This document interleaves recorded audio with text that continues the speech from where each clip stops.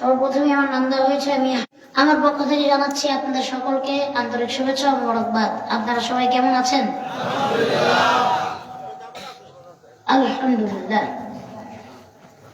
তারপরে আমার আগে ওয়াজ করেছেন হাফেজ মোহাম্মদ আমিনুল ইসলাম সাহেব, যিনি জন্ম হতেই অন্ধ। আল্লাহ তাআলা হযরতের ওয়াজের উপর সকলকে আলোচনা করার তৌফিক দান করুক। সকলে বলছি আলহামদুলিল্লাহ।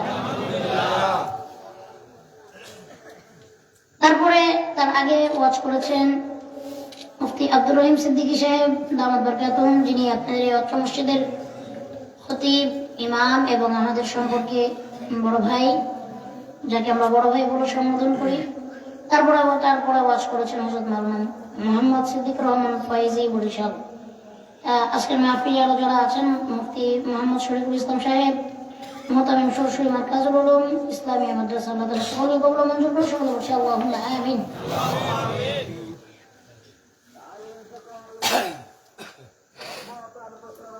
রামগঞ্জের মানুষ, লক্ষ্মীপুরের মানুষ, নোয়াখালীর মানুষ, আপনারা সবাই কেমন আছেন?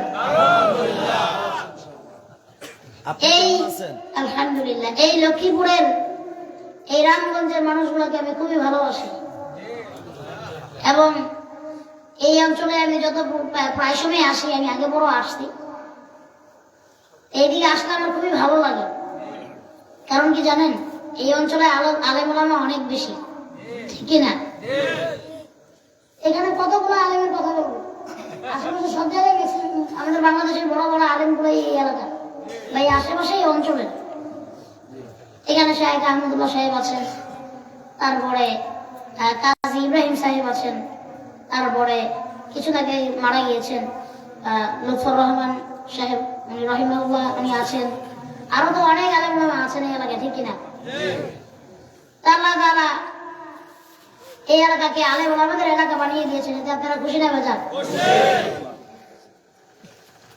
আজকের মাহফিলে আপনারা আসতে পেরেছেন, বসতে পেরেছেন, এতে আপনারা খুশি না বেজার? কারা কারা খুশি? দুইটা হাত উঠিয়ে দেখেন। আল্লাহু আকবার। আল্লাহ আমাদের সকলকে কবুল ও মঞ্জুর করুন। সকলে বলছি আল্লাহুম্মা আমিন। হাত নামান, হাত নামান। এবং আল্লাহ তাআলার দরবারে আমরা আরো শুকরিয়া আদায় করছি, যিনি আল্লাহ পাক রব্বুল আলামিন আমাদের সবাইকে সমস্ত কাজ থেকে বিরত রেখে আপনাকে আমাকে হেদায়েতের উদ্দেশ্যে গুনাহগুলি মাফ করাবার জন্য আজকের এই মাহফিলে আনলেন এবং বসিয়ে দিলেন এবং ওয়াজ শোনার মতো ব্যবস্থা করে দিলেন। সেই আল্লাহ পাক রব্বুল আলামিনের দরবারে আল্লাহকে খুশি করার জন্য সকলে একবার অন্তরস্থল থেকে জোরে সোরে চিৎকার মেরে পড়ছি আলহামদুলিল্লাহ। এই যে আমরা শুকরিয়া আদায় করলাম, খুশি হলেন কে? আল্লাহ। সব শুকরিয়া কার? আল্লাহ। সব নিয়ামত কে দেন? আল্লাহ। আমরা যা পারি না তা পারেন কে? আল্লাহ। আমরা যা দেখি না তা দেখেন কে? আল্লাহ। আমরা যা বুঝি না তা বুঝেন কে? আল্লাহ। আমরা যা শুনতে পাই না তা শুনতে পান কে? আল্লাহ। দুনিয়ার সব কিছু করার ক্ষমতা কার? আল্লাহ। হায়াতের মালিক আল্লাহ, রিজিকের মালিক আল্লাহ, মউতের মালিক আল্লাহ, তাকদীরের মালিক আল্লাহ, আসমানের মালিক আল্লাহ, জমিনের মালিক আল্লাহ, কিয়ামতের দিবসের দিন আল্লাহ, আখিরাতে আল্লাহ, কবরে আল্লাহ, জান্নাতে আল্লাহ, সব জায়গায় আল্লাহ আছেন। সব কিছুর মালিক আল্লাহ। আমাদের জীবনটা হোক আল্লাহর জন্য, আমাদের জিন্দেগিটা হোক আল্লাহর জন্য, আমাদের নাওয়া খাওয়া ঘুম ইবাদত সব কার জন্য হোক। আমাদের নামাজ কার জন্য হোক, আমাদের রোজা কার জন্য হোক, আমাদের ইবাদত গুলি কার জন্য হোক। আল্লাহ তাআলা বলেন, কুল ইন্না সলাতি ওয়া নুসুকি ওয়া মাহইয়ায়া ওয়া মামাতি লিল্লাহি রাব্বিল আলামিন।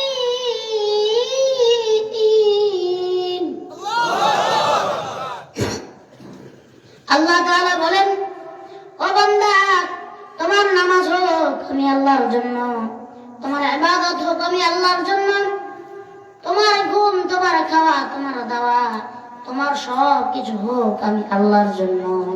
আমরা সবকিছু কার জন্য করব? কাকে খুশি করার জন্য? না শয়তানকে? আল্লাহকে খুশি করতে পারবো তো ইনশাআল্লাহ? আরো জোরে কোন আল্লাহ তাআলা আপনাকে আমাকে কিন্তু বড় দয়া করে মায়া করে বানাইছেন, ঠিক কিনা? আল্লাহ আপনাকে আমাকে বড় দয়া করে মায়া করে মহাব্বত করে ভালোবাসা বানাইছেন। দুনিয়াটা আল্লাহ তাআলা বানাইছেন 6 দিনে। কয় দিনে? কয় দিনে বানাইছেন? দুনিয়াটা আল্লাহ তাআলা বানাইছেন 6 দিনে। কিন্তু আপনার মতো আমার মতো নালায়েক কুলাঙ্গার নাফরমান বান্দাকে কত ভালোবাসেন আল্লাহ। আপনাকে আমাকে কিন্তু 6 দিনে বানান নাই, আপনাকে আমাকে বানাইতে আল্লাহ তাআলা 10 মাস 10 দিন সময় নেন। দুনিয়া বানাইছেন কয় দিনে? আমাদের বানান কয় দিনে? 10 মাস 10 দিন। কতটা দিন সময় নিয়ে আপনাকে আমাকে আল্লাহ তাআলা বানান, চিন্তা করেন একবার। এটা কত বড় নিয়ামত, কত ভালোবাসেন আল্লাহ আমাদেরকে। কিন্তু আমরা তো আল্লাহর ভালোবাসা ভুলে যাই, রাসূলের ভালোবাসা ভুলে যাই, দুনিয়ার ভালোবাসায় পড়ে যাই, দুনিয়া কামাই করতে ব্যস্ত হয়ে যাই। কিন্তু এই দুনিয়া আমাদের আসল ঠিকানা? এই দুনিয়া আমাদের আপন? এই পৃথিবী আমাদের আপন? এই জন্য আল্লাহ তাআলা বলেন, বান্দা দুনিয়ার পিছে দৌড়ায় না। আল্লাহ রাসূল বলেন, হুব্বুদ দুনিয়া রাসু কুল্লি খতিআত। দুনিয়ার মহব্বত সমস্ত গুনাহের মূল। তোমরা যারা দুনিয়ার পিছনে দৌড়াচ্ছ, যারা দুনিয়াকে আপন মনে করতেছো, যারা মনে করতেছো দুনিয়াতে সারা জীবন বেঁচে থাকবা, দুনিয়া তোমাদের জন্য হবে, শুনে নাও বান্দা, যারা সারা জীবন দুনিয়ার পিছনে দৌড়াইবা, তুমি দুনিয়ার পিছনে দৌড়াইবা, জাহান্নাম তোমার পিছনে দৌড়াবে। তুমি আখিরাতের পিছনে দৌড়াইবা, এই সারা দুনিয়া তোমার পিছনে দৌড়াবে। সুবহানাল্লাহ বলবেন না? বান্দা তুমি আমার জন্য হয়ে যাও, তুমি আল্লাহর পিছনে দৌড়াও, দুনিয়া তোমার পিছনে দৌড়াবে, জান্নাত তোমার পিছনে দৌড়াবে। কিন্তু বান্দা তুমি যদি দুনিয়ার পিছনে দৌড়াও, দুনিয়ার মায়ায় পড়ে যাও, দুনিয়ার মহব্বতে পড়ে যাও, নবী করিম সাল্লাল্লাহু আলাইহি ওয়াসাল্লাম বলেন, আদ-দুনিয়া সিজনুল মুমিনি ওয়া জান্নাতুল কাফির। দুনিয়া হবে মুমিনদের জন্য কয়েকখানা, কাফেরদের জন্য হবে বেহেশত, ঠিক কি না? আমরা কি মুমিন হতে চাই না কাফের হতে চাই? জোরে কোন কারা কারা মুমিন হতে চান? দুইটা হাত তুলে আল্লাহু আকবার। আয় আল্লাহ, কাফের হইতে চাই না, বেঈমান হতে চাই না, মুমিন হতে চাই। আল্লাহ মুমিন না বানাইয়া আপনি আমাদেরকে কবরে ডাক দিয়েন। সকলে বলেন আমিন। হাত নামান। আল্লাহ তাআলা কি বলেন? বান্দা তুমি আখিরাতের পিছনে দৌড়াও, এই দুনিয়া তোমার পিছনে দৌড়াবে। তুমি আল্লাহর জন্য হয়ে যাও, দুনিয়া তোমার জন্য হয়ে যাবে। সুবহানাল্লাহ বলবেন না? মান লাহুল মাওলা ফালাহুল কুল। যে বান্দা আল্লাহর জন্য হয়ে যায়, আল্লাহ বলে, বান্দা তুমি আমার জন্য হয়ে যাও, আমি তোমার জন্য হয়ে যাব। বান্দা তুমি আমার জন্য হয়ে যাও, আমি তোমার জন্য হয়ে যাব। এবার বলেন, যার পক্ষে আল্লাহ আছে, যার জন্য আল্লাহ হয়ে যায়, দুনিয়ার আর কোনো কিছুর প্রয়োজন তার আছে? দুনিয়ার আর কারোর সুপারিশ দরকার আছে? কোন এমপির, কোন মন্ত্রীর, কোন বড় নেতার, কোন মাস্তানের, কারোর সুপারিশের দরকার নেই। আল্লাহ যদি বান্দার জন্য হয়ে যায়, ওই বান্দার জন্য আর কিছুর প্রয়োজন নাই। আল্লাহ বলে, বান্দা তুমি কি চাও? দুনিয়া, দুনিয়া তো তোমার পায়ের গোলাম হয়ে যাবে, তুমি শুধু একমাত্র আমার জন্য হয়ে যাও। আমরা পারবো তো ইনশাআল্লাহ? আরো যখন পারবো, আল্লাহ তাআলার জন্য আমাদের হয়ে যাওয়ার তৌফিক দান করুন। সকলে বলেন আমিন। আমাদের সমস্ত নামাজ, রোজা, হজ, যাকাত, ইবাদত কার জন্য? আল্লাহর জন্য। আল্লাহ আমাদের পড়ার তৌফিক দান করুন। সকলে বলছে আমিন। আরো জোরে বলছে আমিন। আহারে, আমরা কত পরিমাণের গুনাহ করেছি তার কি কোনো হিসাব আছে? গুনাহ করতে করতে করতে করতে আসমান জমিন ঘুরে ফেলেছি। গুনার পাল্লাটা আপনার আমার বড় ভারী হয়ে গেছে না? গুনার পাল্লা অনেক হালকা। গুনার পাল্লা আপনার আমার বড় ভারী হয়ে গেছে। আপনি আমি আল্লাহকে ভুলে গেছি, ঠিক কিনা?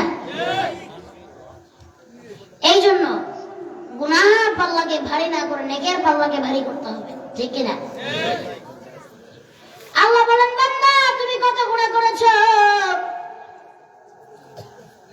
তারপর আল্লাহ তাআলা তার দরজা থেকে বান্দাকে ফিরিয়ে দেন নাই। আপনি ধৈর্য নেন, যেই কোনো এক জায়গায় চাকরি করেন, ওই মুরব্বী কোথায় যায় জিজ্ঞেস করেন তো। আপনারা কি ওয়াশরুম দিয়ে আসছেন এখানে, না পায়খানা করতে আসছেন? এই মুরব্বী, এখানে ভলান্টিয়াররা কোথায় কোথায়? আপনারা গেটের সামনে যে দাঁড়াবেন। হ্যাঁ, হাজত আছে? মুরব্বী করে তো আবার বেশি মুরব্বী করে সমস্যা।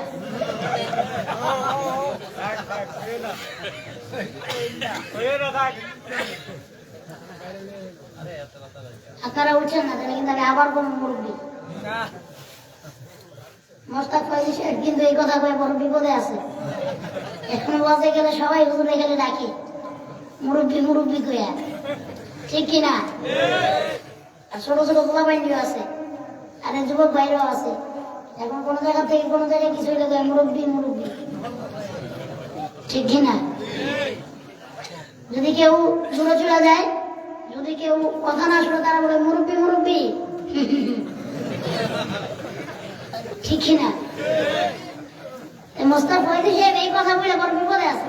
উনি বলছেন কয়দিন আগে, আমি এখন যে কোনো ওয়াজে গেলে এই পোলা পানে আমার খালি করে মুরব্বী মুরব্বী। ওই মুরব্বীর চাকরিতে যে মনে পড়ে গেল।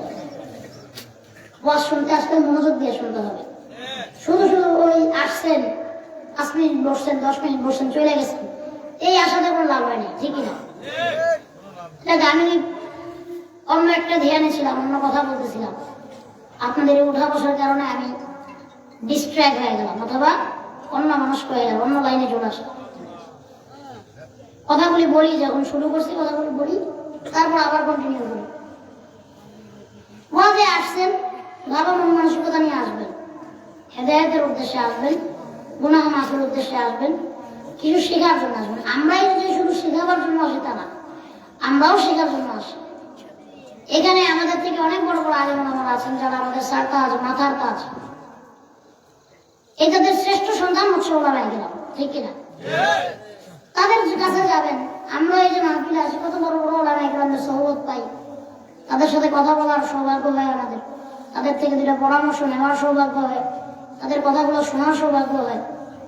আপনারা আসছেন, ওলামায়ে কেরামদের দেখবেন, তাদের জবান থেকে 2টা কথা শুনবেন, সে কথা আমল করবেন, তাইলে তো আল্লাহ মাফ করে দেবে, ঠিক কিনা? মাফ করার শর্ত কিন্তু এতগুলো না। মাফ করার শর্ত একটাই, বান্দা তুমি আল্লাহর কাছে মাফ চাও, ঠিক কিনা? এই যে এখন আসছেন ওয়াজে, আমি সেই শুধু ঢাকা থেকে আসছি। এখান থেকে ঢাকা মিনিমাম 150-200 কিলোমিটার। কত সময় জানি করে 4টার দিকে আসছি, রওনা হয়েছি ঢাকা থেকে। আপনাদের এখানে এসে পৌঁছেছি 8:30-9টার দিকে, 5 ঘন্টা লাগছে। আবার যাইতে এরকম 4.5 ঘন্টা 5 ঘন্টায় লাগবে। তাহলে আমি যদি 10 ঘন্টা সফর করে আইসা এই স্টেজে বসে যদি আমি 1-1.5 ঘন্টা 2 ঘন্টা কথা বলতে পারি, আপনার বাসায় এখানে এখন গেলেই ঘুমাইতে পারবেন, আপনি কি এখানে বসতে পারবেন না? এখন এইখান থেকে ধরেন 2-1 জন উঠবে, তারা যায় কি করবেন, কি ফায়দা হবে? কেউ যায় মোবাইল টিপবো, ঠিক কিনা? আবার কিছু কিছু আছে নেশা করে, কেউ যায় চিপায় চিপায় ঘাড়ায় ঘাড়ায় বিড়ি টানবো, হয়তো বা গামছা খেয়ে। আছে না নাই? আমরা এটা প্রোগ্রাম করে টিকটক দেখবো, আমরা দেবো ফেসবুক চালাইবো না, এখন প্রেমিকার সাথে মেসেজ দিব। তাহলে এইগুলো থেকে উত্তম, এইগুলো করা উত্তম না ওয়াজ শোনা উত্তম? ওরকম হাজারো ওয়াজে এক রাত না একটা ঘন্টা ওয়াজে থাকাটা উত্তম। কারণ আল্লাহ তাআলা ঘোষণা দেন যেখানে আল্লাহ এবং আল্লাহ রাসূলের কথা হয় সেটা জান্নাতের বাগান হয়ে যায়। আল্লাহ তাআলার ভাষায় দুনিয়ার সবথেকে দামি মজলিস হয়ে যায়। বৃষ্টি পড়লে যে এইভাবে ঝমঝম করে বৃষ্টিগুলা মুষলধারে পড়তে থাকে, ওই যে মজমা, ওই যে মাহফিল বা ওই যে মজলিসের ভিতরে ওই রহমতের ফেরেশতাদের বৃষ্টির মতো বর্ষণ হইতে থাকে। শুধু তাই নয়, রাসূল সাল্লাল্লাহু আলাইহি ওয়াসাল্লাম বলেন যে যেখানে আল্লাহ রাসূলের কথা বলা হয় সেটা দুনিয়ার সবথেকে দামি মজলিস এবং জান্নাতের বাগান হয়ে যায়। এই জান্নাতের বাগানে বসার থেকে আপনার মোবাইল টিপাটা উত্তম না, আপনার বিড়ি খাওয়াটা উত্তম না, আপনার বাসায় ঘুমানোটা উত্তম না। যে এতগুলা কথা আমি বলতাম না, আপনারা উঠা বসা করতে শুরু করছিলেন, এই জন্য আমি বলছি। হয়তো ধরেন আমি উঠছি কিছু সময় হয়েছে, আমি আরো 1 ঘন্টা কথা বলবো, আপনারা কি থাকবেন না চলে যাবেন? যদি থাকেন তাহলে থাকবেন, মনোযোগ দিয়ে থাকবেন, আমাকে আমার কথাগুলি বলতে দিবেন। আমি এখানে আমার নিজের কথা বলতে আসি নাই, এখানে কোনো বক্তারাই তার পারিবারিক কথা বলতে আসে নাই। এখানে আমরা আসছি আল্লাহ রাসূলের কথা আপনাদের শোনাইতে। তো আপনারা সময় নিয়ে ধৈর্য ধরে বসার চেষ্টা করবেন ইনশাআল্লাহ। আর উঠা বসা করবো না ইনশাআল্লাহ। আল্লাহ বলেন, বান্দা তোমাকে যে আমি কত মহব্বত করি, কত ভালোবাসি, কত মায়া করি, কত দয়া করি, একটা জিনিস একবার একটু উপলব্ধি করে দেখেন। এই সমাজে যে মিথ্যা কথা বলে, যদি মিথ্যা কথার শাস্তি আল্লাহ সঙ্গে সঙ্গে দিতেন বা এমন কোন আইন আল্লাহ তাআলা বান্দার জন্য বানায় দিতেন যে যেই গুনাহ করবে তার কপালে সেই গুনাহগুলি লিখে দেওয়া হবে, তাহলে আমার মনে হয় এই যে আমি যে জুব্বা পাঞ্জাবি পরে বসে আছি, অনেক হুজুররাও জুব্বা পাঞ্জাবি পরে বসে আছে, অনেক মুরব্বিদের বড় বড় দাড়ি, এখানে অনেকে 5 ওয়াক্ত নামাজি, আমাদের মনে হয় এলাকার মানুষজন, রাস্তার মানুষজন আমাদেরকে শুধু মরা ছাড়া কেউ সম্মান করতো না যদি আল্লাহ তাআলা আমাদের গুনাহগুলোর কথা আমাদের কপালে লিখে দিত। একবার চিন্তা করুন, আল্লাহ তাআলা আপনাকে আমাকে কত দয়া করেন, কত মায়া করেন, কত ভালোবাসেন। যদি আল্লাহ তাআলা চাইতেন যে বান্দা তুমি জিনা করো, আমি তোমার কপালে জিনা করে লিখে দিব, এই বান্দা হাঁটতে চলতে পারবে। যদি বান্দা রাস্তায় বের হইতো, বান্দার কপালে লেখা থাকতে জিনা কর। যে বান্দা মিথ্যা কথা বলে আল্লাহ তাআলা বলেন সেই বান্দার কপালে আমি মিথ্যাবাদী লিখে দিতাম, তাহলে সে বান্দা রাস্তায় হাঁটতে পারবে। লোকগুলো তারা দেখলেই বলতো এই লোকটা মিথ্যা কথা বলে। যদি কোনো বান্দা সুদ খায়, তার কপালে সুদ খোরার লিখে দেয়, তাহলে সেই বান্দা রাস্তায় কেমনে করে হাঁটতো? এলাকার মানুষগুলো বলতো এই লোকটা সুদ খায়, রাস্তার মানুষগুলো বলতো এই লোকটা সুদ খায়, এই জন্য আল্লাহ তাআলা তার কপালে সুদ করে লিখে দিয়েছে, ঠিক কিনা? শুধু তাই না, দেখেন আল্লাহ তাআলা আপনারা আমাদের কত দয়া করেন, কত মায়া করেন, কত মহব্বত করেন। আমরা আল্লাহ তাআলার কত হুকুম অমান্য করি, আমরা কত নামাজ ছাড়ি, আমরা কত রোজা ছেড়ে দেই, কত আমল ছেড়ে দেই, আল্লাহ তাআলা নাফরমানি আমরা কত করি, কিন্তু একটাবার আমার আল্লাহর দিকে তাকায় দেখেন, আমার আল্লাহ তাআলা আপনাকে আমাকে আমার আপনার রিজিক বন্ধ করে দেয় না। যে ব্যক্তি ওই রাতের বেলা উঠে চুরি করে, আমার আল্লাহ চোরের রিজিকও কিন্তু বন্ধ করে দেয় না। যে লোকটা ডাকাতি করে, তার রিজিকও কিন্তু বন্ধ করে দেয় না। কিন্তু একটা বার মনোযোগ দিয়ে চিন্তা করেন, এই গুনাহ করার কারণে যদি আল্লাহ তাআলা আপনার উপর আমার উপর রাগ হয়ে যাইত, আপনার আমার এই দুনিয়ায় বাঁচা বড় মুশকিল হয়ে যাইত। শুধু তাই না, আল্লাহ তাআলা ডাকতেন, বান্দাকে ডাকতেন, গুনাহগার বান্দাকে বলেন, বান্দা তুই আয়, আমি আল্লাহর কাছে একবার তওবা কর, একবার মাফ চা, আর জীবনে গুনাহ করিস না বান্দা, আমি আল্লাহ তোর সমস্ত জিন্দেগীর গুনাহ খাতাগুলি আমি মাফ করে দিব। আল্লাহ তাআলা বান্দাকে ডাক দিয়ে বলেন, লা তাকনাতু মির রাহমাতিল্লাহ, ইন্নাল্লাহা ইয়াগফিরুয যুনুবা জামিআ, ইন্নাহু হুয়াল গফুরুর রাহিম। আল্লাহ তাআলা বলেন, লা তাকনাতু মির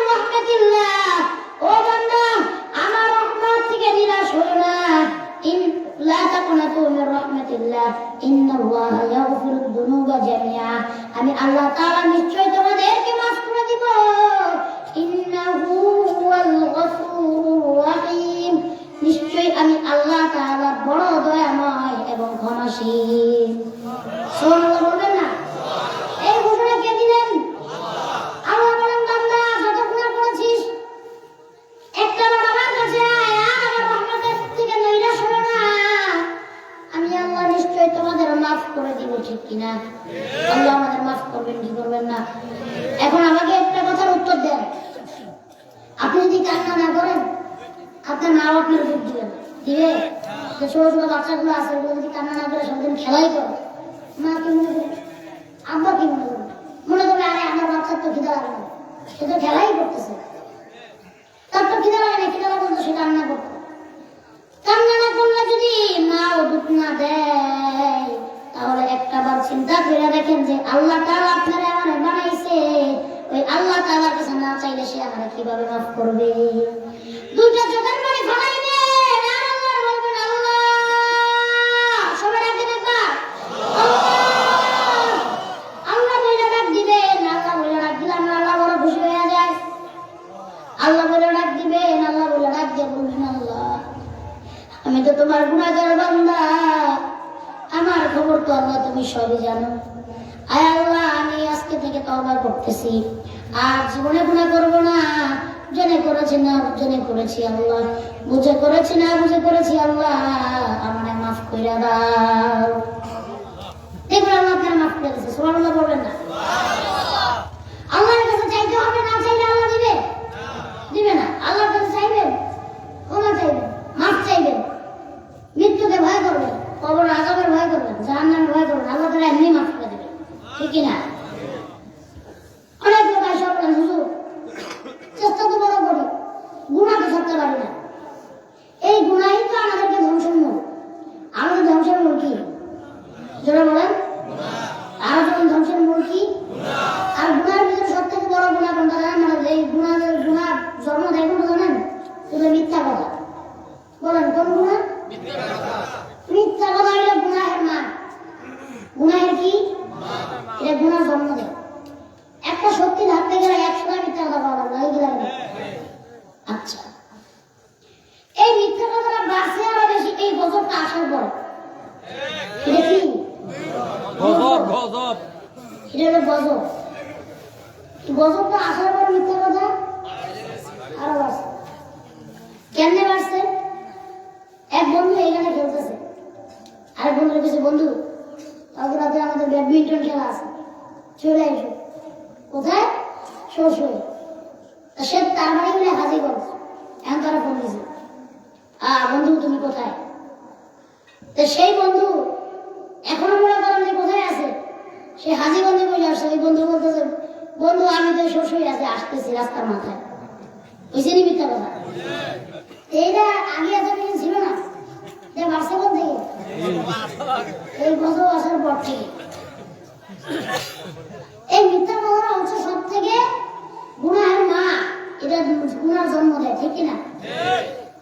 যদি মানুষের জীবনে ভালো হইতে চায় তার আগে মিথ্যা ছাড়তে হবে। কি ছাড়তে হবে?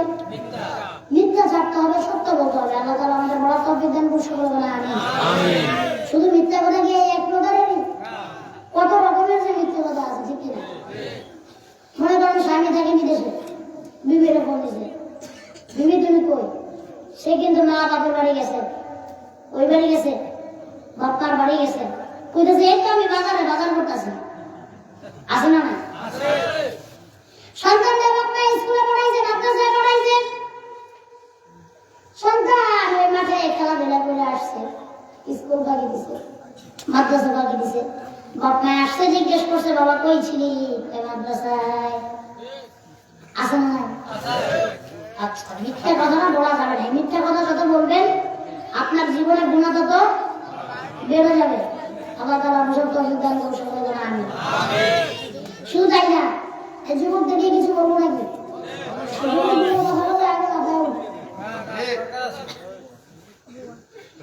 এই সমাজে এখন সব থেকে বেশি গুনাহ করে যুবকেরা, ঠিক কিনা? এই যে যুবকগুলা মাশাআল্লাহ অনেক ভালো। এই বাংলাদেশটা আজকে এই পর্যায়ে আমার পিছনে, আজকে বাংলাদেশটা আবার নতুন রূপে স্বাধীন হওয়ার পিছনে সব থেকে বেশি অবদান, সব থেকে বেশি ত্যাগ, সব থেকে বেশি কষ্ট ছিল আমাদের যুবকদের। একটা বিষয় চিন্তা করেন, এই যুব সমাজ যদি একবার আল্লাহর পথে চলে আসে, ঠিক কিনা? এই যুব সমাজ যদি রাসূলের পথে চলে আসে, এই যুব সমাজ যদি একবার কোরআনের পথে চলে আসে, এই যুব সমাজ সমাজ যদি ইসলামের পথে চলে আসে, একবার চিন্তা করে দেখেন, সিরিয়া তো বিজয় হয়েছে কয়দিন হয়েছে? হ্যাঁ, সিরিয়া বিজয় হয়ে গেছে না? আলহামদুলিল্লাহ। মুসলমানরা বিজয় পাইছে না? এত বছরের কষ্ট, প্রায় 50-52টা বছর একটা পরিবারের অধীনে সিরিয়া ছিল। সেই পরিবার হচ্ছে বাশার আল আসাদের পরিবার, যে পলাইছে শেষ পর্যন্ত না পেরা পেরা, ঠিক কিনা? আমাদের দেশেও কিন্তু পলাইছে।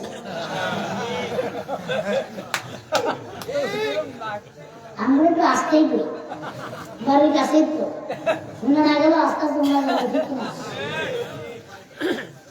এরকম বাশার আল আসাদ পলাইছে।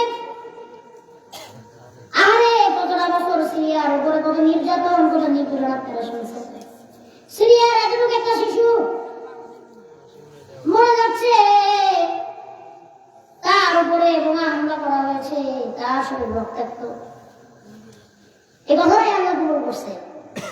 ওই শিশুটা মারা যাচ্ছে, আর সামনে মানুষ দাঁড়ায় দাঁড়ায় কান্না করতেছে। ওই শিশুরা বলতেছে, এই যে আমাদের উপর আজকে তো নির্যাতন, আমাদের উপরে জুলুম, এই কথাগুলি আমি আমার আল্লাহর কাছে বলে দিব। কথাটা শুনে অন্তরে বড় কষ্ট লাগছে, কষ্ট লাগে না? সে মারা যাচ্ছে, সে কিন্তু মরে গেছে, কিন্তু মারা যাওয়ার আগে কি বলে গেছে? আমাদের এই যন্ত্রণা, আমাদের এই কষ্ট, আমাদের উপর অত্যাচার সব আমি আমার আল্লাহর কাছে বলে দিব। সে কিন্তু আল্লাহর কাছে বলে দিচ্ছে। আল্লাহ কিন্তু তার কথা শুনেছে। আজকে সিরিয়া আজাদ হয়েছে, মুসলমানরা আজকে যারা ইসলামপন্থী তারা আজকে সিরিয়া দখল নিয়েছে। সুবহানাল্লাহ। তবে বাংলাদেশের মুসলমান, এদেশের যুবকেরা যদি একবার ইসলামের ছায়াতলে আসতে পারে, কোরআনের মধ্যে আসতে পারে, ইসলামের মধ্যে আসতে পারে, ইনশাআল্লাহ সিরিয়ার মতো আগামী বাংলাদেশ যুবকরা ইসলামের বাংলাদেশ বানায় ফেলবে। এই বাংলাদেশ ইসলাম কায়েম হতে দূরে থাকবে না, ইসলাম কায়েম হতে দেরি হবে না। চিৎকার মেরে বলো ঠিক কিনা? এই জন্য যুবকদের আগে আসতে হবে। আর আমাদের যুবকদের সাহস আছে আলহামদুলিল্লাহ, এটা মানতে হইব। বাংলাদেশের যুবকদের আছে না নাই? সাহস যদি না থাকতো তাহলে ওরকম আবু সাঈদ, ওরকম রংপুরের আবু সাঈদ ভাই ওই গুলির সাথে যদি হাত উঠে দাঁড়ায় থাকতে পারতো না। জনগণ ঠিক কিনা? এই যুবকরা কিন্তু আছে, মোটামুটি কিছু ভালো আছে। আর বাকিগুলোর অবস্থা হলে ভাঙ্গাচোরা। বাকিগুলোর অবস্থা কি? রাত বেড়া মোবাইল দিবে, বাপ্পা বলে আহারে আগে যে জিজ্ঞাসা করে রাত হয়েছে তোমরা তোরা কি? আব্বা সামনে পরীক্ষা পড়তাছি। এর যে কি পড়াশোনা? এর পড়াশোনা হইলে সব মোবাইলের ভিতরে, কিসের ভিতরে? এই পড়াশোনা আছে, এই পড়াশোনা না, এই পড়াশোনা হইল তার গার্লফ্রেন্ডের সাথে তার পড়াশোনা। আর বললাম চ্যাটিং করে, চ্যাটিং মেসেজ দেয়। কি করে? মেসেজ দেয়। কি মেসেজ দেয়? যদি মনে করেন, যদি দেখে বন্ধু বন্ধু কতগুলো আছে, যদি দেখি কোনো মেয়ের আইডি আস্তে করে ফ্রেন্ড রিকোয়েস্ট করা দেয়, তারপরে দেখি আসসালামু আলাইকুম, ওই দিক থেকে আবার জবাব আসে ওয়ালাইকুম। তারপর দেখি আপনি কেমন আছেন? আলহামদুলিল্লাহ ভালো আছি, আপনি ভালো আছেন? এগুলো লিখতে লিখতে এখন জিজ্ঞেস করে আপনার নাম কি? আপনার নাম কি? ওই দিক থেকে বলে আমার নাম বিলকিস। এদিক থেকে জিজ্ঞেস করে আপনার নাম কি? আমার নাম রাজু। আপনি কোথায় থাকেন? আমি তো থাকি রামগঞ্জ। আপনি কোথায় থাকেন? আমি থাকি হাজিগঞ্জ। আসেন তাহলে একদিন ওই নদীর পাড়ে বসে বসে একটু বাদাম খাই। আসেন নাই? এই পড়াশোনায় রাত ভর মোবাইলের ভিতরে চ্যাটিং করতে থাকে। কোন সময় খাইছে, কোন সময় ঘুমাইছে, কি করছে না করছে, আসে না নাই? বাপটা তো মনে করে আমার পুরা যে বইরা পুরা উল্টা হইতেছে। আমার পুরা পরীক্ষা এবার এ প্লাস হয়ে গেছে, 1 নাম্বার হইব, জিপিএ 5 পাইব, জিপিএ 6 পাইব, 1 নাম্বার হইব, আমার পুরা পাস হইব। কিন্তু এর পুরা যে কি পড়াশোনা করে এটা তো বাপ মা বুঝে না, বুঝে? এই জন্য আমাদের যুবকদের চেহারা নষ্ট হয়ে যাচ্ছে। তার কারণ কি? রাত্রে সজাগ থাকার কারণে। সজাগ থাকবেন রাত্রে, তাড়াতাড়ি ঘুমায় যাবেন, তৌফিক দান করুন, সকালে আমিন। তারপর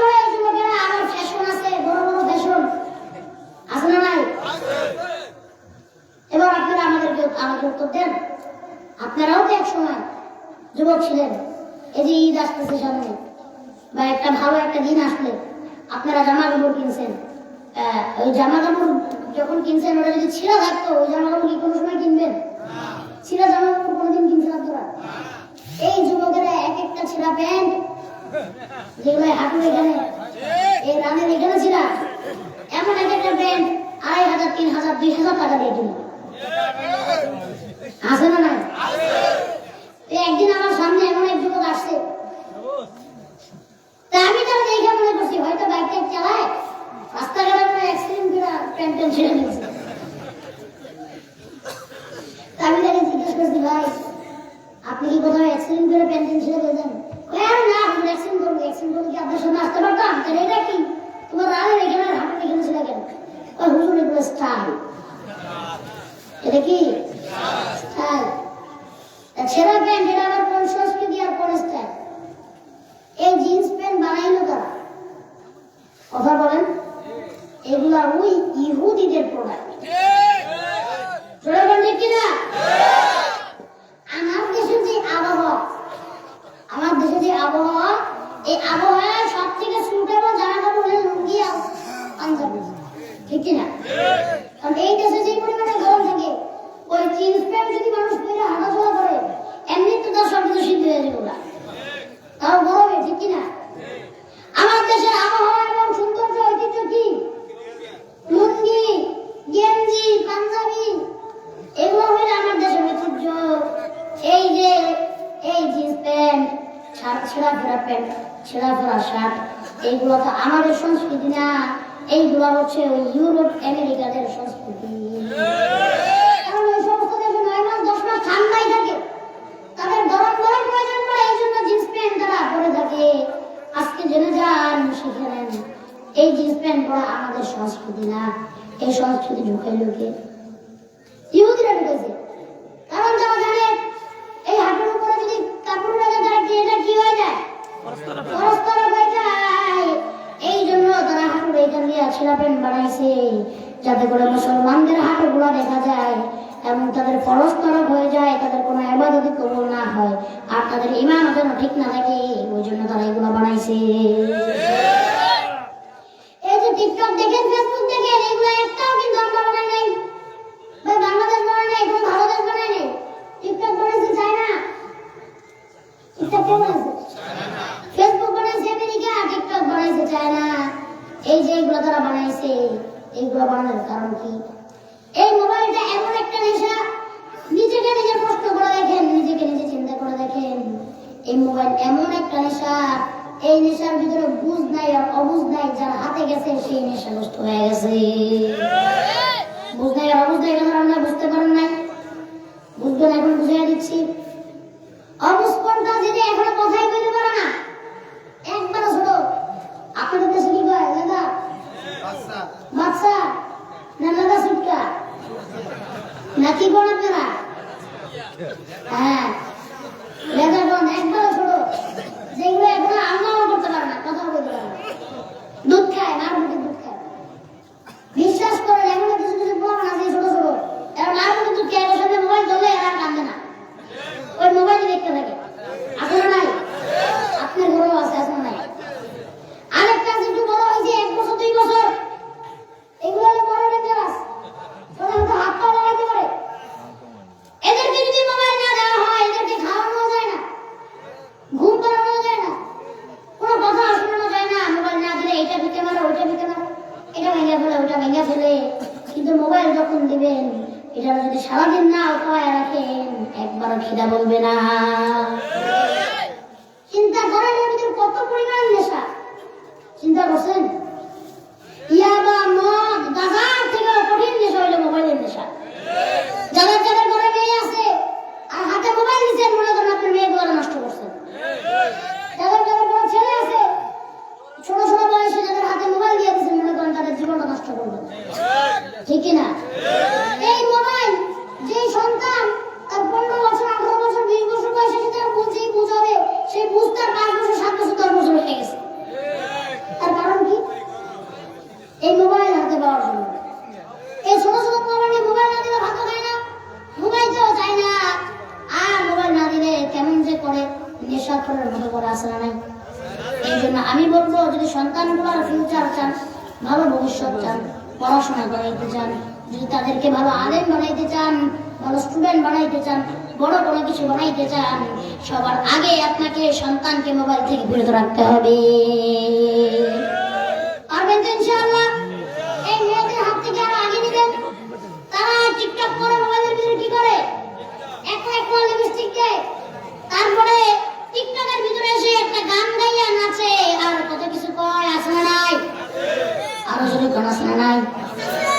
আমি চিন্তা করি, আল্লাহ তাআলা টিকটক বানাইছে একটা গজব। কি বানাইছে? ছাড়া বানাইছে। কি লিখে বানাইছে জানেন নি? আগেকার রাজা বাচ্চারা গরিবের মাইয়া পছন্দ হইলে ধরে এনে নাচাইতো, ঠিক কিনা? হ্যাঁ, গরিবের মানুষের মাইয়া ধরে রইতো, নাচাইতো, কি করতো না করতো। আল্লাহ এমন গজবই দিছে, এখন বড় লোকের মাইয়ারা নাচে, আর ওই যে মনে করেন যে ময়লা সাফ করে সুইপার, সেও পয়সা পয়সা ওই মজা নেয়, ঠিক কিনা? তাদের মধ্যে একটা শাস্তি হয়েছে। বড় লোকের মাইয়ারা নাচে আর ময়লা বানায়, বুঝছে মানে কত নিম্ন লেভেল, সেও মজা নেয় ওই ভিডিও দেখে দেখে, ঠিক কিনা?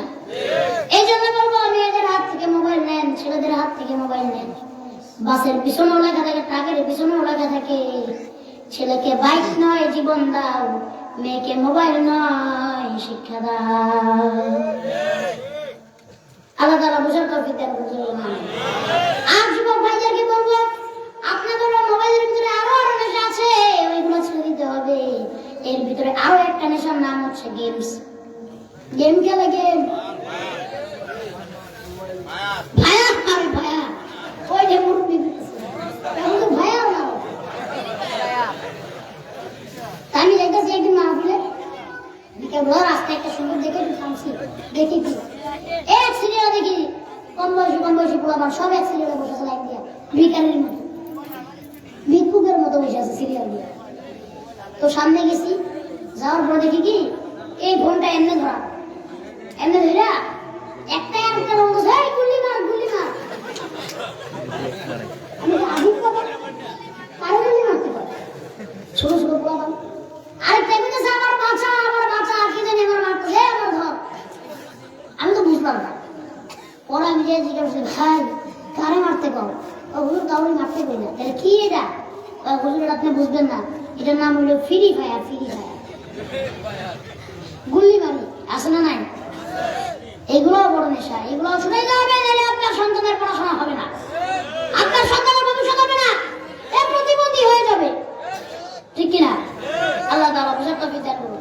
যুবক ভাইদেরকে নিয়ে অনেক কথা বলছি, যুবক ভাইরা রাগ করবেন না, আব্বা আম্মার কথা শুনবেন, এমন কোনো কথা বলবেন না যে কথা বলার কারণে আব্বা আম্মা মনে কষ্ট পাওয়া যায়।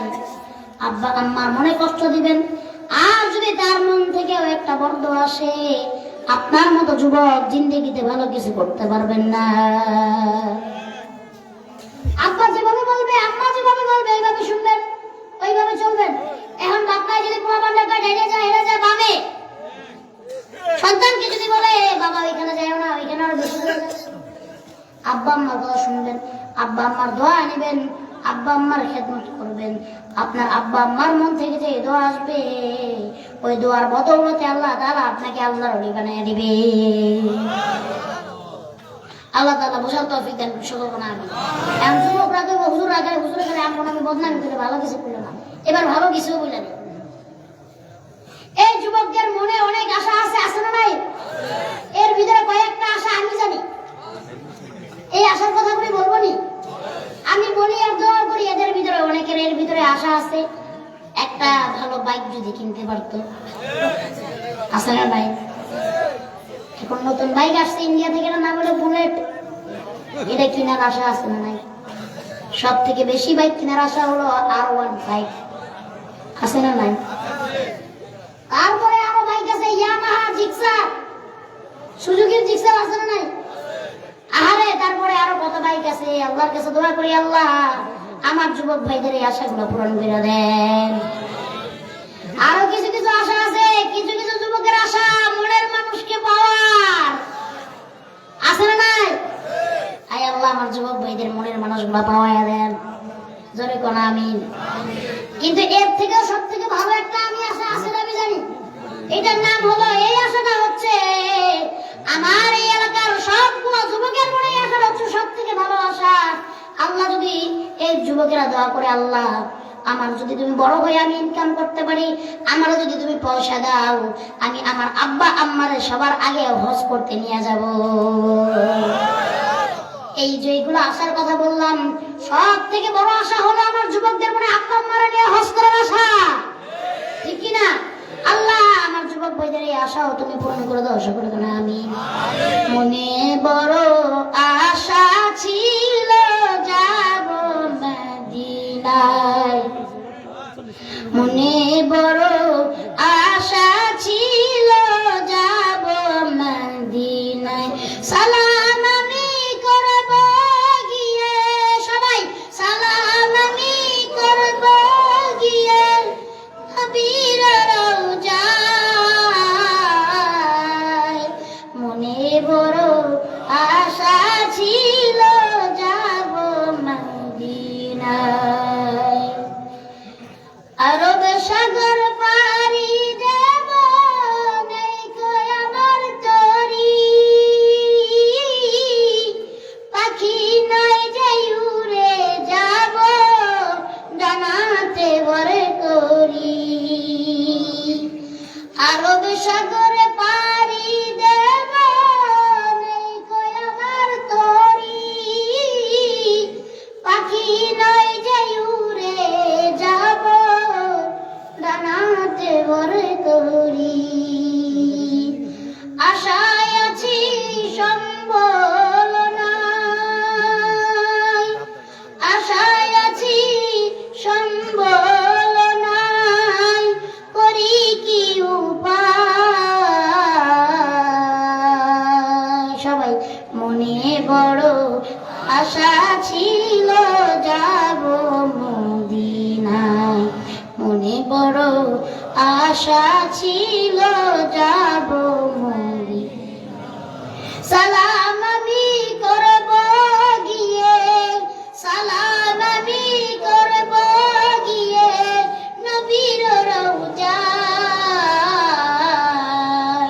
মনে বড় আশা ছিল যাব মদিনায়, মনে বড় আশা ছিল যাব মদিনায়। মারহাবা কইবেন না? কোন গজল শুনতে ভালো লাগেনি? লাগেনি? আল্লাহ তাআলা শোনার তৌফিক দেন, বলার তৌফিক দেন, বলা আমিন। এবার আসেন যুবক ভাইদের মনের আশা কইলাম, দোয়া করলাম, আল্লাহ তাআলা আমার যুবকদেরকে কবুল করে নেন, সকলে বলা আমিন। এই নোয়াখালীর যুবকেরা বড় ভালো, রামগঞ্জের যুবকেরা বড় ভালো, লক্ষ্মীপুরের যুবকেরা বড় ভালো। অনেক এলাকায় অনেক যুবক আছে নেশায় লিপ্ত, আছে না নাই? ইফটিজিং এ লিপ্ত আছে না নাই? এই লক্ষ্মীপুরের যুবকেরা নেশা করেনি? এটা কি করবে?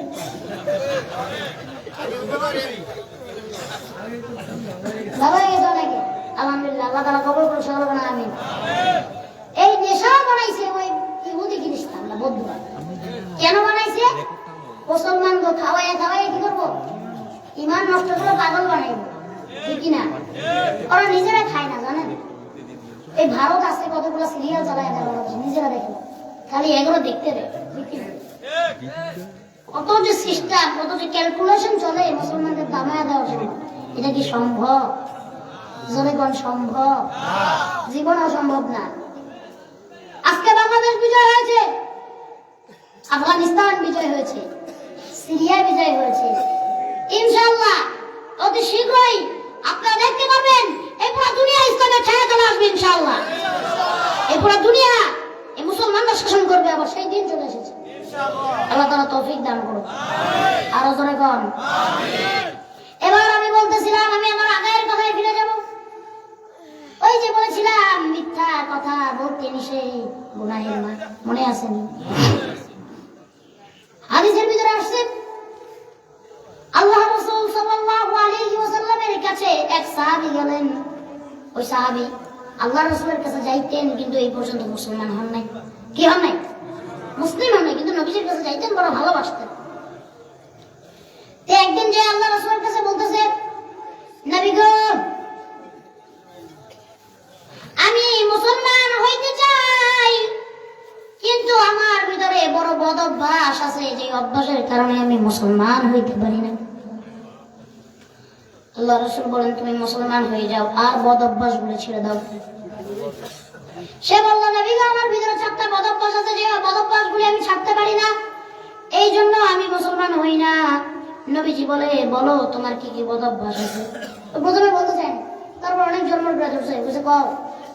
এবার বলতে লাগলেন, নবী গো, আমার 1 নম্বর বদ অভ্যাস, আমি কথায় কথায় মিথ্যা কথা বলি। কথা বলেন, কথায় কথায় 1 নম্বর বদ অভ্যাস, আমি মিথ্যা কথা বলি। 2 নম্বর বদ অভ্যাস, নবী গো, আমি মদ পান করি, মদ খাই। কি খাই? মদ খাই। 3 নম্বর বদ অভ্যাস, নবীজি, আমি চুরি করি, মানুষের মাল খেয়ানত করি, আমানতের খেয়ানত, চুরি করি। কি করি? চুরি করি। 4 নম্বর বদ অভ্যাস, নবী গো, আমি জিনা করি। এই প্রত্যেকটা বদ অভ্যাস বড় বড় গুনাহ, এই জন্য আমি ইসলাম কবুল করতে চাই না, ইসলাম কবুল করতে পারি না। নবীজি বললেন, তুমি এক কাজ করো, একটা বদ অভ্যাস ছেড়ে দাও আর ইসলাম কবুল করে নাও। তো সাহাবীরা গেছে অবাক হয়ে, 4টা বদ অভ্যাস, চারটাই বড় বড় খারাপ বদ অভ্যাস, এখন আল্লাহ রাসূল কোন বদ অভ্যাসটা ছাড়তে বলবে? একটার কথা বলছে, বাকি 3টার কথা কয়নি। এবার সে রাজি হয়ে গেল, নবীজি ঠিক আছে, আমি রাজি, একটা ছাড়তে পারবো, আমি মুসলমান হয়ে যাব। নবীজি বলেন, ঠিক আছে, তুমি মিথ্যা কথা ছেড়ে দাও আর মুসলমান হয়ে যাও। এবার বলল, ঠিক আছে নবীজি, আমি আপনার সাথে ওয়াদা দিলাম, আজকে থেকে আমি মিথ্যা কথা বলবো না, আর আপনার হাত রেখে আমি সাক্ষ্য দিচ্ছি, লা ইলাহা ইল্লাল্লাহু মুহাম্মাদুর রাসূলুল্লাহ সাল্লাল্লাহু আলাইহি ওয়াসাল্লাম, আশহাদু আল লা ইলাহা ইল্লাল্লাহু ওয়াহদাহু লা শারীকা লাহু ওয়া আশহাদু আন্না মুহাম্মাদান আবদুহু ওয়া রাসূলুহু। ঠিক আছে নবীজি, আমি মুসলমান হয়ে গেলাম আর মিথ্যা কথা আজকে থেকে ছেড়ে দিলাম। তো সেই লোক গেছে তার বাড়িতে, যাওয়ার পরে এখন মদ খাওয়ার জন্য এই কথাগুলি মনোযোগ দিয়া ডাইনে বামে তাকায়েন না, এমন আছে এই 1টা 2টা কথা আপনার আমার জীবনকে পরিবর্তন করে দিতে পারে। এই জন্য শুনেন, কথা 2 ভাবে শোনা যায়। কয় ভাবে?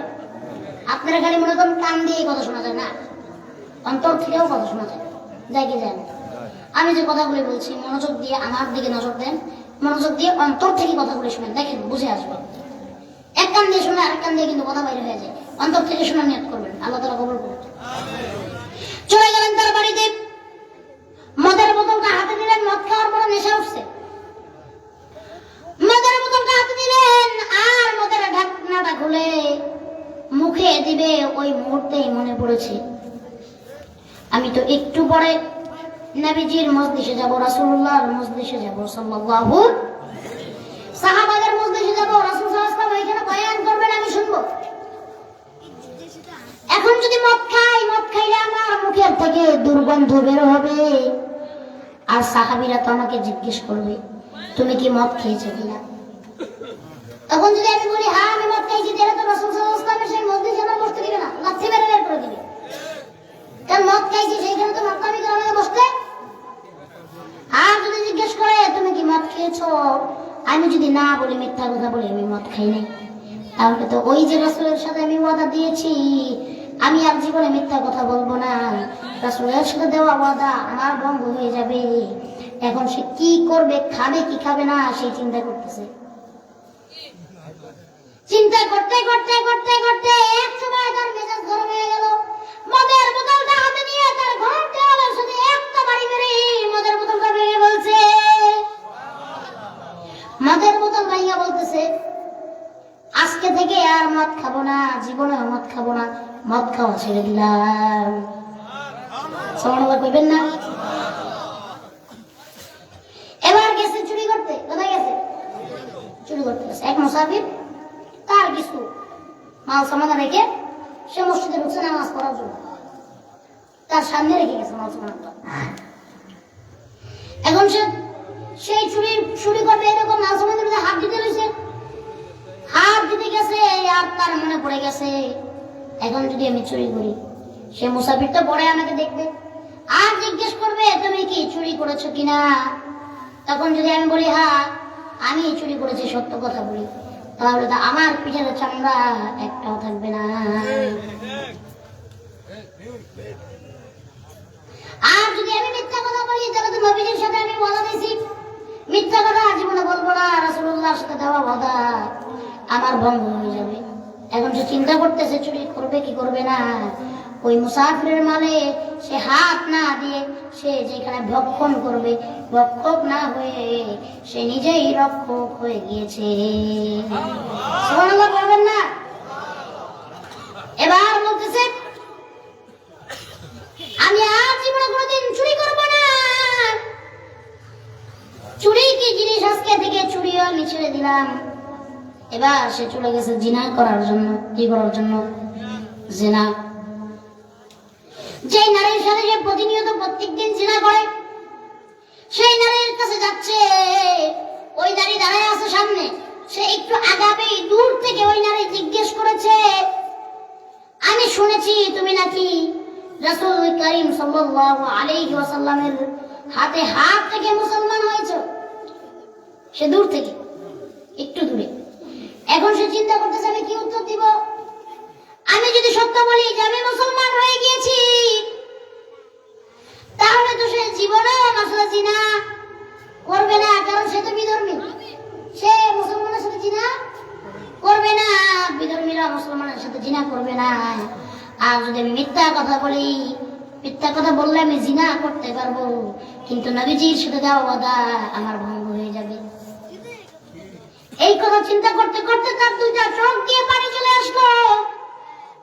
ওই নারীর সাথে সে কথা বললো না। ওই নারী বারে বারে জিজ্ঞেস করছে তুমি কি মুসলমান হয়েছো। সে দূর থেকে মাথা নাড়া দিয়ে সে চলে গেল। আর সে বলল আজকে থেকে জীবনে আর কোনোদিন জিনাও করব না, আজকে এই জীবনের মতো আমি জিনাও ছেড়ে দিলাম। গেছে নিচে একটা পদপচ্ছুইটা। এবার গেছে নবীজির দরজার সামনে। নবীজির দরজার সামনে যা বসে আছে আর নবীজির চেহারার দিকে তাকিয়ে আছে। অনেক সময় হয়ে গেছে। তো এক সাহাবী লক্ষ্য করছে যে সে তো অনেক সময় হয়ে গেছে, নবীজির চেহারার দিকে তাকিয়ে আছে। ওটা ডাকছে এত সময় ধরে তাকিয়ে দেখে কি দেখো। কি দেখি জানো? দেখি আমার আল্লাহ তাআলা এমন সুন্দর নবী বানাইছেন, আমাকে আজকে সকালে বলেছিল তুমি মিথ্যা কথা ছেড়ে দাও। আল্লাহর কসম আমার চারটা পদভ্যাস একটা পদভ্যাস এখন আর আমার মাঝে নাই। এই জন্য তাকিয়ে তাকিয়ে আমি এই দয়ার নবী মায়ার নবীকে দেখি। কত বড় সুন্দরী না আমার আল্লাহ নবী বানাইছেন, কত সুন্দর নবী বানাইছেন। আর তার কথার কত ওজন, তার কথার কত তাসকিন। আল্লাহ তাআলা আমাদের বোঝার তৌফিক দান করুক এবং জিন্দেগি থেকে এই চারটা পদভ্যাস, শুধু চারটা না সব পদভ্যাস ছেড়ে দেওয়ার তৌফিক দান করুক। তাহলে মিথ্যার বলবো না। আল্লাহ তাআলা আমাদের তৌফিক দান করুক, বোঝার তৌফিক দান করুক। সকলে বলেন আমিন। বুঝে আসছে তো কথাগুলো? মিথ্যা কথা, জেনা, সুদখোরি, মদ খাওয়া, তারপরে হচ্ছে মানুষের সাথে খারাপ ব্যবহার করা, খারাপ আচরণ করা, মানুষের হক মাইরা দেওয়া, এই সমস্ত মানুষের সাথে মানুষের গায়ে হাত দেওয়া, মানুষকে বকাবাজি করা, এগুলা করা যাবে? জোরে বলা যাবে? আল্লাহ তাআলা আমাদেরকে এই বদ অভ্যাস, এই বদ আমলগুলো ছড়ার তৌফিক দান করে দেন। সকলে বলছে আল্লাহুম্মা আমিন। আরো জোরে বলছে আল্লাহুম্মা আমিন।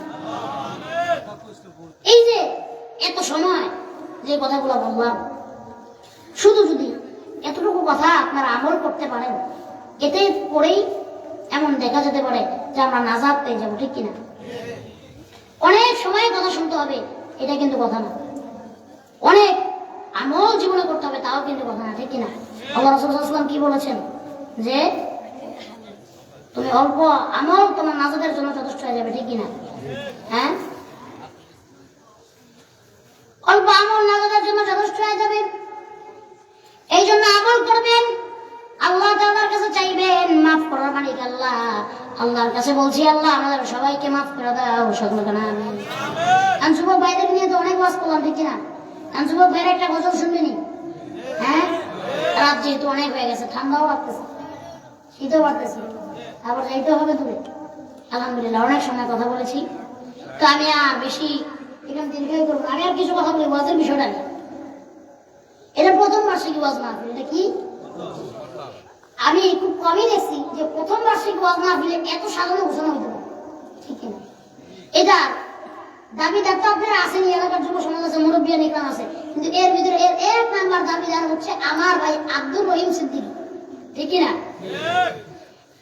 আমি চিন্তা করছি, আমি এসেই বলছি যে এই প্রোগ্রামটা এত পরিপাটি কেমন হয়েছে। তখন দেখছি যে না, এখানে একজন বক্তা সাহেব আছেন যিনি আমাকে দাওয়াত দিয়েছেন, এই যে আপনাদের মসজিদের সম্মানিত খতিব সাহেব, ইমাম সাহেব, আমার ভাই মুফতি আব্দুর রহিম সিদ্দিকী সাহেব, বরিশাল। আলিয়া, আমি এখানে এসে শুনেছি আপনারা হযরতকে অনেক ভালোবাসেন এবং সেই সুদূর সেই মুলাদি অনেক দূর এখান থেকে, হ্যাঁ, সে বাধারহাট, সে মেহেন্দিগঞ্জ, মুলাদি, বরিশাল, কত দূর থেকে আপনারা তাকে নিয়ে এসেছেন এখানে মহব্বত করে। তো একজন আলেম, একজন বুঝওয়ালা লোক এত প্রথমবার আইসাই এত সুন্দর ওয়াজ মাহফিল সাজানো যায় না, যায় যায় না। আপনার প্রথম বার্ষিকী দিয়ে আল্লাহ তাআলা আপনাদের সফল করেছে, সকলে বলেন আমিন। সবাই মুফতি আব্দুর রহিম সিদ্দিকী সাহেবের জন্য দোয়া করবেন, আমি দোয়া করছি আল্লাহ তাআলা আমার ভাই মুফতি আব্দুর রহিম সিদ্দিকী সাহেবের হায়াত বাড়ায় দেন, সকলে বলেন আমিন। আমার ভাইকে সুস্থ রাখেন। আমার ভাইয়ের দ্বারা এই অঞ্চলে, এই এলাকায় দিনের অনেক কাজ হয়েছে, আল্লাহ তাআলা আরো কাজ নিচ্ছেন সামনে এই অঞ্চলে। আল্লাহ তাআলা আমার ভাইয়ের দ্বারা আরো কাজ করার তৌফিক দান করে দেন, সকলে বলেন আমিন। আমি খুবই মহব্বত করি, ভালোবাসি, না হলে আমরা যে কোনো কারোর একটা ফোনে প্রোগ্রাম কনফার্ম করি না, অন্তত আমাদের পরিচিত হইতে হবে, আমাদের কারণ পরিচিত থাকতে হবে। কারণ এখন একটা প্রোগ্রামে যা হুটহাট চলে আসা বড় বিপদ, বিপদ না? এই আপনারা ফেসবুক, ইউটিউবে দেখেন না বক্তাদের গাড়ি ভেঙে গত কয়েকদিন আগে আমাদের জিয়াদি সাহেব হুজুর, যেটা সিরাজগঞ্জ বস্ক, যে কোনো ঝামেলা হইতেই পারে, সে তো আলেম মানুষ, ঠিক না? তার গাড়িটা ভাইঙ্গা চুরা দুইবার করে ফেলছে, চুরমার করে ফেলছে। এটা কি কোনো ভালো মানুষের কাজ হইতে পারে? এটা কোনো মাহফিল কমিটির কাজ হইতে পারে? হয়তো সে ভুল করতে পারে, মানুষ মাত্রই ভুল। ভুল নাই কার বলেন তো? ফেরেশতা। ফেরেশতার ভুল নাই, শয়তানেরও ভুল নাই, কিন্তু ফেরেশতা কখনো ভুল করে না। আর শয়তান তো করেই না, শয়তানের জীবনটাই তো ভুলের জীবন, এর জন্মই তো ভুল। তো সে আলেম মানুষ, মুফতি ইলিয়াসুর রহমান জিয়াদি, যার ওয়াজ আপনারা অনেকেই শুনে। এটা কি উঁচু দিয়েছে যে তারা গাড়িটা ভেঙে ফেলা? তারও কিছুদিন আগে সেই খুলনাতে না কোথায় আব্দুল কাইয়ুম নিয়ে আসেন, আপনাদের কুমিল্লার সন্তান, সেই লোকটারে আপনারা ওই কোন জায়গায় ওয়াজে গেছে, খুলনা না কোথায়, সেখানে হুজুরটারে মাইর দিয়ে দিচ্ছে। এটা ভালো কাজ করছে, আলেমদের গায়ে হাত তুলছে। এইগুলা মানুষ যেন না করে, আলেমদের প্রতি সদয়। এই জন্য অনেক দিক খেয়াল করি আমরা, যে কোনো কারোর প্রোগ্রাম নিয়ে নিই, অনেক কিছু আগে দেখি, বিচার বিশ্লেষণ করি। আমার পরিচিত কারো হলে আব্দুর রহিম সাহেব যখন বলছে ভাই আপনার আসতে হবে, আমি বলছি ঠিক আছে, আপনাকে আমি চিনি, আমি ওনার এলাকায় আগে অনেকবার গিয়েছি, সামনে ফেব্রুয়ারি মাসেও যাবো বাইরের এলাকায়। এই জন্য আমি প্রোগ্রামটা কনফার্ম করে ফেলছি। আমি বলছি ঠিক আছে ভাইজান, যাই হোক আমি আসবো ইনশাআল্লাহ। তা আল্লাহ আমাকে আসে, আমি আপনাদের মাঝে কথা বলতে পারছি, আল্লাহ তাআলার কাছে লাখো শুকরিয়া আদায় করছি। আর আপনারা ভাইয়ের প্রতি খেয়াল রাখবেন, ভাইয়ের জন্য দোয়া করবেন, ভাইকে মহব্বত করবেন, ভালোবাসবেন। আল্লাহ তাআলা আপনাদেরকে কবুল মঞ্জুর করে সকলে বলে আমিন।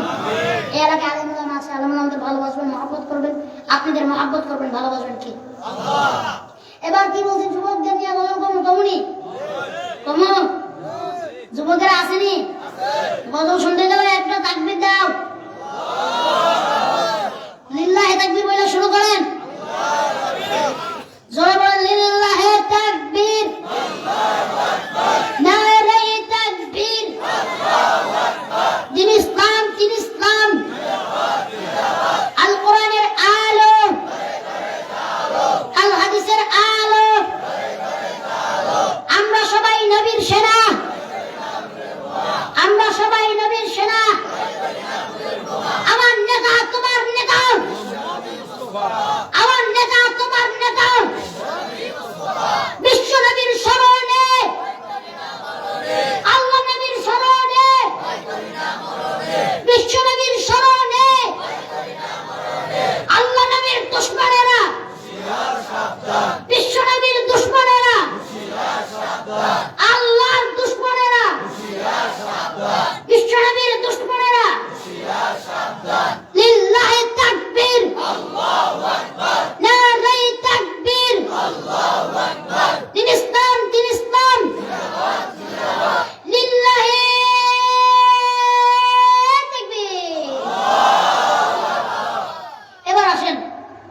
যুবক ভাইদেরকে নিয়ে বছর বলে, এই যুবক ভাইরা, আমি যখন চুপ থাকবো তখন আপনারা ঠিক বলবেন। কি বলবেন? জোরে কন, আরো জোরে কন। হ্যাঁ, ঠিক বলবেন। গজল শুনতে আসছেন ইনশাল্লাহ? শুনবেন তো?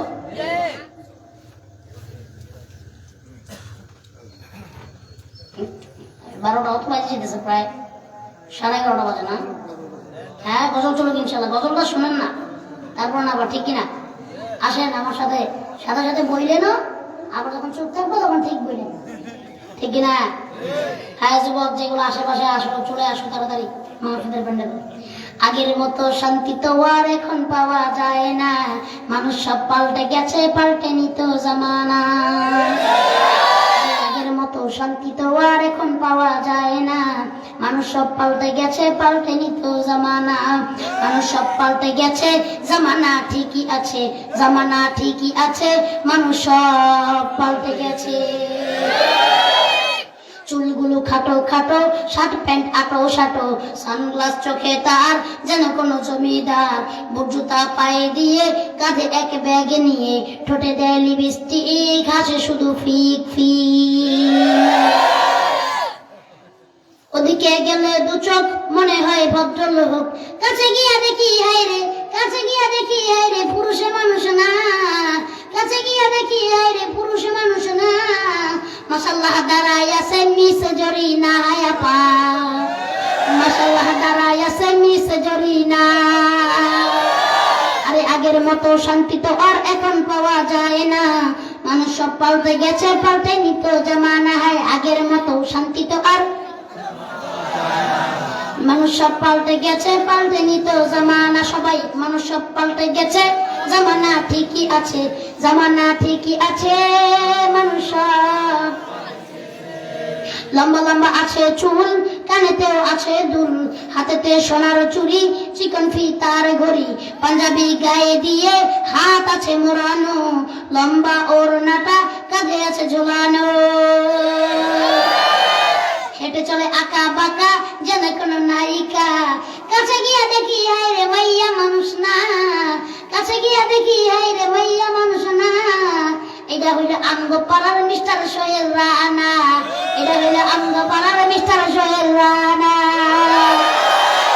আগের মতো শান্তি তো আর এখন পাওয়া যায় না, মানুষ সব পাল্টে গেছে, পাল্টে নিত জামানা। সবাই আগের মতো, মানুষ সব পাল্টে গেছে, পাল্টে নিত জামানা। মানুষ সব পাল্টে গেছে, জামানা, জামানা ঠিকই আছে, মানুষ সব পাল্টে গেছে। মোটা বই আছে হাতে, কলমটাও আছে সাথে, সাদা শার্ট গায়ে দিয়ে, সুজোড়া পায়ে দিয়ে, জিন্সের পরেছে প্যান্ট, মনে হয় স্টুডেন্ট, পরনে আছে যে বেল্ট, গায়ে মাকে দামি সে। যাই বন্ধুর আড্ডায়, ছিনতাই করে রাস্তায়, নেশা করে ফেন্সি গেলে 8 মাস থাকে জেলে। অবশেষে মনে হইল এইটা কোনো ছাত্র না, অবশেষে মনে হইল এইটা কোনো ছাত্র না, এটা হইল আমগো পাড়ার টোকাই বাবুল কানা, এটা হইল আমগো পাড়ার টোকাই বাবুল কানা। আগের মতো শান্তি তো আর এখন পাওয়া যায় না, মানুষ সব পাল্টে গেছে, পাল্টে নিত জামানায়। আগের মতো শান্তি তো আর এখন পাওয়া যায় না, মানুষ সব পাল্টে গেছে, পাল্টে নিত জামানা। মারাবা কইবেন না? যুবকরা কইতে আছে উর্দু সঙ্গীত, এটা কইতে উর্দু গজল কইতে কইছে। আচ্ছা, আমার একটু পানি খাওয়ান দিন। 1 ঘন্টার বেশি হয়ে গেছে, পানি খাওয়ার খবর নাই। এই মাছ পানির বোতল না ভরা আছে, কে জানে খাই দিচ্ছে। আর এই যে পানি, ভাই গরম পানি আছে নি, এটা লোক একটু গরম পানি মিলাই দেন না। এই পানি ফ্রিজের তো ঠান্ডা হয়ে গেছে বেশি। তার কারণ কি? আল্লাহ দুনিয়াটা ফ্রিজ বানায় দিছে। এখন একটু গাড়ির ভিতরে ঘুমাইতে ঘুমাইতে যাবে, রং চাটা খাবে, ঘুমটা ভেঙে দিবে। আর দেন কি করবেন?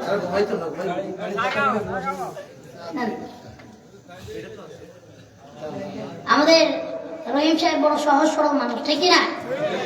ভালো মানুষ, দোয়া করেন। আবার চাওয়া মনে শেষ হয়ে গেছে। আমার মনে হয় চাও খায় গেছে এই মুরব্বী বাবাদের হাসি কি আস্তে আস্তে পড়ে যেতে থাকে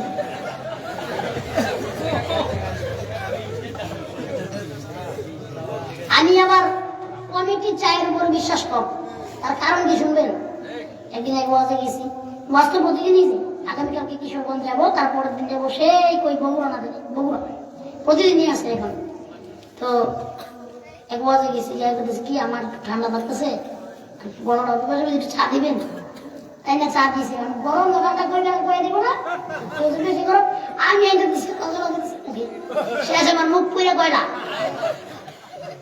কারণ এই পরতে আমার চা খেতে গেলে ডর করে আগে দেখি একটু ঠান্ডা হয়েছে না গরম আছে আর তাহিরি সাহেব কি কইছিল আপনারা চা খাইবেন বলে দিব ঠিক কিনা এই কথা কয়ে তাহিরি সাহেব বলবি কথা কিছু হ্যাঁ তাহিরি সাহেব একটু খবর করলে সাহেব দিই আছে খবর একটু কম আছে কিনা দেখেন আলেম যেমনই হোক সে যেই বড়মারই হোক এখন আর ওই লাগালাগির সময় নেই টাইম আসেনি লাগালাগি মাসলা মাসে আমার কথা আমরা যারা আলেমরা আছে বড় বড় মুরগি একাধিকা ওই কথা বলে যে লাগালাগির সময় শেষ মাসলা মাসের মধ্যে সময় করে আগে ইসলাম কায়েম করে নি তারপরে না তোমার লাগে বুঝবো যে কি সমস্যা এগুলো পরে কথা বলি তোমার মাসলা কি আমার মাসলা কি মাসলা মাসলার সমস্যা এগুলো কথা হবে পরে আগে ইসলাম কায়েম করে নি ঠিক না সে যেই গণনা হোক সে হোক সুন্নি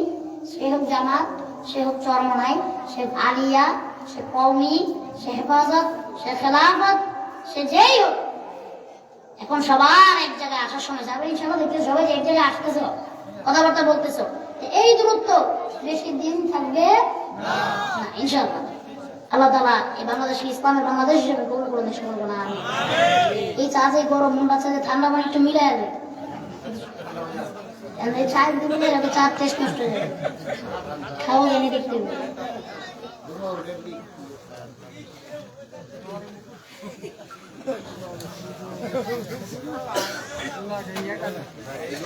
না ঠিক আছে মোটামুটি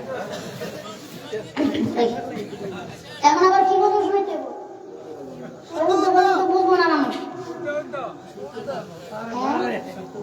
শুরু ভালো লাগবে এই রাইট করে আমরা আরো পছন্দ হইতেছে না খাইছি আপনি খাইতে খান মুরব্বীরা চা দেন খাইতে এমন চা খাইতে মন চাইছে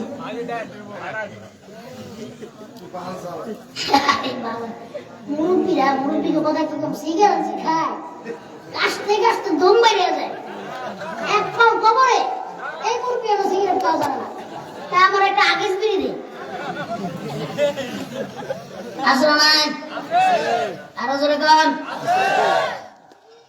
মুরব্বীদের দেখে আমরা শিখবো মুরব্বীরা যদি বিড়ি খায় পোলা বানাই কি করবো মুরব্বীরা যদি আগেজ বিড়ি পোলা বানাই দেবো ব্যঞ্জন খায় কি খায় না আরো জোরে কন वो जिसके लिए महफिल कौनैन सजी है फिरदौस बड़ी जिसके वसीले से बनी है मरहबा कौन वो जिसके लिए महफिल कौनैन सजी है फिरदौस बड़ी जिसके वसीले से बनी है वो हाशमी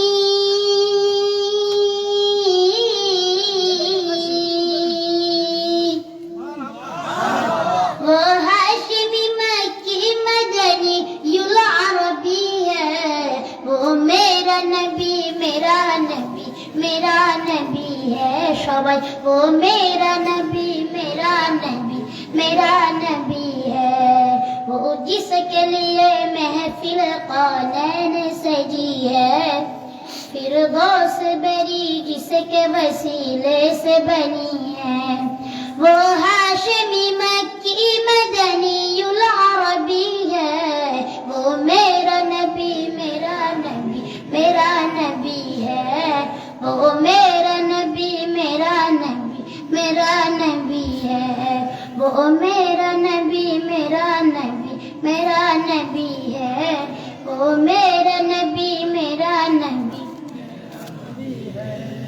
अहमद है मुहम्मद है वही खत्म रसूल है मखदूम मुरब्बी है वही वाली कुल है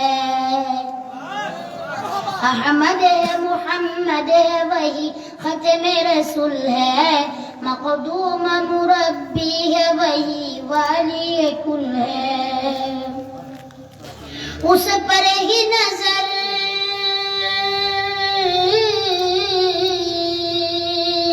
उस पर ही नजर सारे जमाने की लगी है वो मेरा नबी मेरा नबी मेरा नबी है वो मेरा नबी मेरा नबी मेरा नबी है वो मेरा नबी मेरा नबी मेरा नबी है वो मेरा नबी मेरा नबी मेरा नबी है वो मेरा नबी है हाँ वो मेरा नबी है अल्लाह का फरमान लम नशरह लका सदरक मंसूब है जिससे वो रफअना लका ज़िक्रक अल्लाह का फरमान लम नशरह लका सदरक मंसूब है जिससे वो रफअना लका ज़िक्रक जिस ज़ात का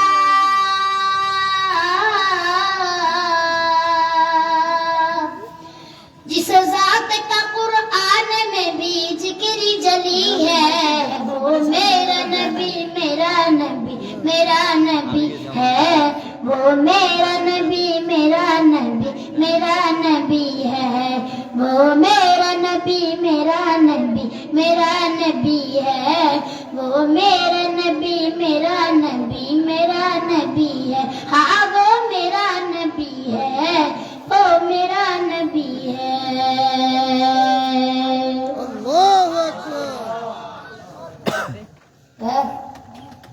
এখন আপনার আসেনি না শেষ দেখছেন হ্যাঁ জোরে করে আমি কানে শুনি না আরো একটা এটাই কিন্তু শেষ আর কিন্তু কইতে পারবেন না আমি এইবারে বলবো আমি একবার বলবো না যে খালি পাবলিক তালিকা কইতেই থাকেন খালি বলবো